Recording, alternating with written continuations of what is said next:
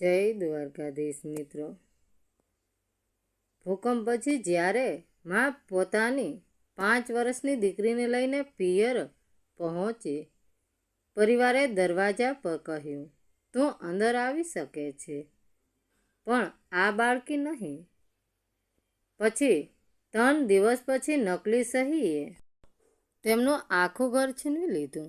ભૂકંપ પછી જ્યારે કાવ્યા પોતાની 5 વર્ષની દીકરીને લઈને પિયરના દરવાજે પહોંચી, તો તેની માતાએ દરવાજો તો ખોલ્યો, પણ બાળકીને જોતા જ તે ધીમેકથી બબડી, તું અંદર આવી શકે છે, પણ આ બાળકી નહીં। કાવ્યાને લાગ્યું જાણે કોઈએ તેની છાતીની અધવચ્ચે પથ્થર મૂકી દીધો હોય। તેની પાછળ નાનકડી તારા ઊભી હતી, બંને હાથે પોતાનું જૂનું કપડાનું સસલું પકડીને તેની આંખો સૂજી ગયેલી હતી, વાળમાં ધૂળ ભરાયેલી હતી અને ગુલાબી ચંપલ પર એ રૂમની માટી લાગેલી હતી, જ્યાં થોડા કલાકો પહેલાં સુધી તેમનું ઘર હતું। દિલ્હીમાં સવારે 4:17 વાગ્યે ધરતી ધ્રુજી હતી। બહુ લાંબો સમય નહીં, પણ એટલી કે લક્ષ્મીનગરની એ જૂની ઇમારત દિવાલોથી કણસી ઉઠી। રસોડાની સ્ટાઇલ તૂટી ગઈ, છત પરથી ચોપડા ઉખડવા લાગ્યા અને તારાનો નાનો પલંગ દિવાલની તિરાડની બરાબર નીચે સરકી ગયો। જ્યારે નગર નિગમના લોકો આવ્યા તો તેણે દરવાજા પર લાલ નિશાન લગાવી દીધું, રહેવા લાયક નથી, અધિકારીએ કહ્યું હતું।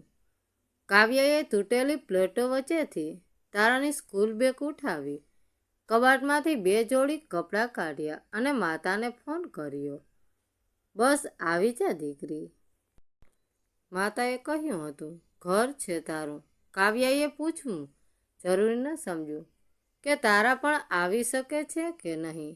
કોઈ મા પોતાની બાળકી માટે જગ્યા નથી માગતી, એવું માની લે છે કે બાળકી તેને શ્વાસની જેમ સાથે જ આવશે।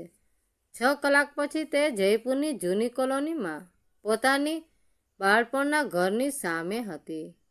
એ જ લોખંડનો ગેટ, એ જ તુલસીનો ક્યારો, એ જ વરંડો જ્યાં ક્યારેક તેણે હોળી પર રંગબેરંગી ફુગ્ગાઓ છુપાવ્યા હતા, પરંતુ માતાના ચહેરાનું શ્રીમદ તારાને જોતા જ થ્રીજી ગયું। અરે આને પણ લઈ આવી? કાવ્યાનો અવાજ સુકાઈ ગયો। માં, આ મારી દીકરી છે। અંદરથી તેની નાની બહેન રીતિકા નીકળી, હાથમાં મોબાઈલ, કપાળ પર એ જ ચીડ જે બાળપણથી કાવ્યાના હિસ્સામાં આવતી હતી। દીદી પ્લીઝ ડ્રામા ન કર, ઘર પહેલેથી જ ભરેલું છે। મારા બંને બાળકો મોટા રૂમમાં છે, નીતિનજી હોલમાં ઓનલાઈન મીટિંગ કરે છે, નીચેનો રૂમ સામાનથી ભરેલો છે।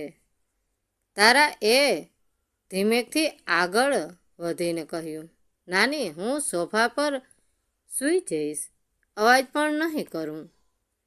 કાવ્યાની માતાએ હોઠ ભીસ્યા, વાત સોફાની નથી બેટા, અહીં બહુ ગૂંચવણ છે, નાની બાળકી પરેશાન થઈ જશે। કાવ્યાએ અંદર નજર નાખી, તેના ભાણિયા જોરદાર અવાજે વિડીયો ગેમ રમી રહ્યા હતા, ટીવી પર ગીત ચાલી રહ્યું હતું અને નીતિન સોફા પર પગ ફેલાવીને ચા પી રહ્યો હતો। એ બાળકોને ગૂંચવણ નથી થતી? કાવ્યાએ પૂછ્યું। રીતિકાએ તરત જ કહ્યું, એ લોકો અહીં જ રહે છે। મતલબ સાફ હતો, તેમના માટે જગ્યા જ છે, તારા માટે નહીં। તારાની હડપંચી ધ્રુજી ઉઠી। મમ્મા, મેં કંઈ ખોટું કર્યું છે?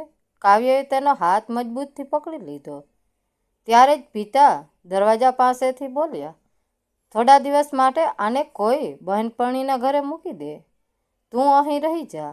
કાવ્યાએ પિતા તરફ એવી રીતે જોયું જાણે પહેલીવાર તેમનો અસલી ચહેરો ઓળખી રહી હોય। તેમ કહી રહ્યા છો કે ભૂકંપ પછી હું મારી દીકરીને છોડી દઉં? માતા અકળાઈ ગઈ. દરેક વાતને આટલી મોટી ન બનાવ. કાવ્યાએ તારાના જેકેટની ચેન ઉપર કરી, બેક ઉઠાવી અને શાંત અવાજે કહ્યું, બરાબર છે. ન રડવું, ન ચીસો પાડવી, ન દલીલ. તે પાછી ફરી ગઈ. પાછળથી ઘરની અંદરથી બાળકોના હસવાનો અવાજ આવ્યો અને નીતિનનો અવાજ સંભળાયો. દરવાજો બંધ કરી દો, મચ્છર આવી રહ્યા છે. તારાએ ડૂસકું ભરતા પૂછ્યું, હવે આપણે કયાં જઈશું અમ્મા?